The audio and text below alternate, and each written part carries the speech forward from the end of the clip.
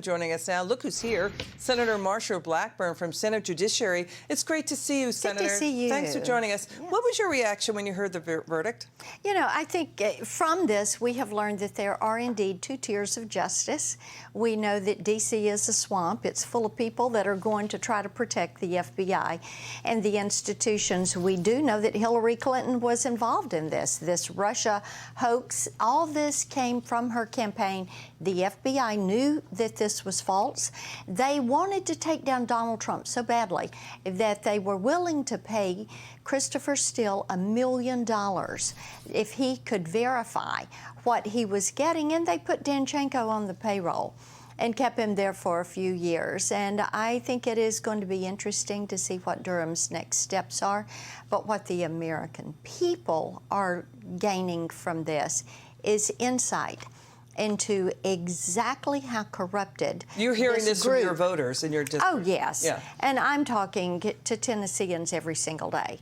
What they know is there's two tiers of justice. Clinton was involved in this.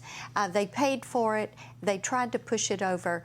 They had this narrative. They wouldn't let it go. They wanted to take down President Trump. So the special counsel Durham in his closing argument says the elephant in the room is the incompetence, quote, the incompetence of the FBI, how it mishandled it. Right? And basically, James Comey, by October 2016, knew it was unverified, this Steele dossier, told the DOJ that, and then went ahead, this is the story, to get FISA wiretaps on the Trump campaign, including Carter Page. So they misled the American people, the FISA court, and voters out there, basically. That's right, and spent taxpayer dollars doing this. And every time you write your check to the IRS, think about that. The FBI was willing to spend millions of dollars on what they knew was misleading information, and they were willing to pay an individual $1 million if they would say it was true and if they could substantiate that. And they were willing to put someone else on the payroll and keep them there. All your tax dollars. And using a Clinton operative, Charles Dolan, who had ties to Putin's press secretary, right? That's exactly right. And bear in mind... That's what the Steele informant was using, right? That's right. And you have to go back and look at, even the Clinton Foundation and the ties that were there with Bill Clinton. I think it's important to run a long thread on this. I have no doubt that this is the beginning of looking at this issue, not the end. So, the Mueller probe never found Trump or his team hacked into Democrat emails. Why didn't the Mueller probe uncover what John Durham uncovered? That is a good question, and I'm certain that as we continue to do oversight, as we take the House and the Senate, and you see Ron Johnson and Senator Grassley pick up some of this, you're going to see more of it. So, Senator, let's move on to this. GOP House lawmakers are sending preservation notices to White House Chief of Staff Ron Klain, Education Secretary Miguel Cardona, and also DHS Secretary Mayorkas. It looks like they're ramping up probes into, A.G. Garland as well. School board parents as domestic terrorists, Afghanistan, the botched exit there, the border crisis, and more. So which probe do you think gets launched first if the House is taken over by the GOP? These are different committees. All of this is going to go through different committees, and you're going to see each of them move forward on things that are part of the commitment to America that the House has made, but also in holding the Biden administration accountable. People want to know what is happening at the IRS with 87,000 new agents. They want to know why the border hasn't been secured with DHS. You look at where women are in their voting patterns. Crime, drugs, that open border, inflation, those are the issues. And because of that, people want answers. So the other thing, too, is let's watch Joe Biden say that he knows nothing about what Hunter Biden was doing, because that's going to be one of the probes. You're going to see him tell Hunter he's, quote, in the clear after a New York Times expose on the Biden family's deal-making with China. And then you're going to see Tony Bobolinsky weigh in on all of this. Let's watch this.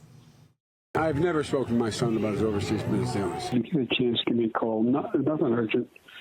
Just want to talk to you. I thought the article, at least the thing online, it's going to be printed tomorrow in the Times, was good. I think it's clear. There are hundreds of data points that Joe Biden was acting in in a capitalistic term, I would say the chairman. Right? He's a figurehead. He shows up at meetings, shakes hands, advises, has faith in his team. Effectively, that was Joe Biden's role in the Biden family business ventures and around the world. Senator, let's just take a second on what Bob Alinsky just said. So then Vice President Biden was at the same time in his White House job as vice president, acting like a chairman emeritus of the Biden family business. So Biden is cashing in on his job as vice president. I mean, let's think about this. It was after the 2012 race where President Obama kept Biden off the campaign trail because of his gaffes. Biden was mocked and derided. Obama said, who doesn't got this is Joe Biden. So Biden had been in debt. So maybe psychologically he's like, forget it. I'm going to make money for my family. They've been there for me.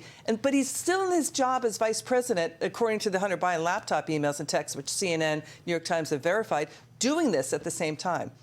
Yes, and this is why there needs to be a special counsel on Hunter Biden. And it is why you've got lawmakers saying to people, preserve your documents, because we are going to investigate this. And the American people are tired of two tiers of justice. They want equal treatment under the law, equal justice for all. If Hunter Biden has done everything that we're learning from those emails, indeed, there should be a reason for an indictment. There should be a reason to look at what is criminal activity.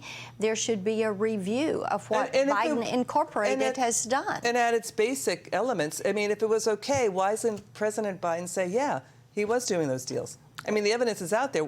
Why deny them? And that is a question that people have. If it was not unethical, then why do you continue to say you knew nothing of it? That's a good point. Senator Marsha Blackburn, lovely having you in the studio. We'll see you again soon. Good to be with you. Thanks for spending time with us.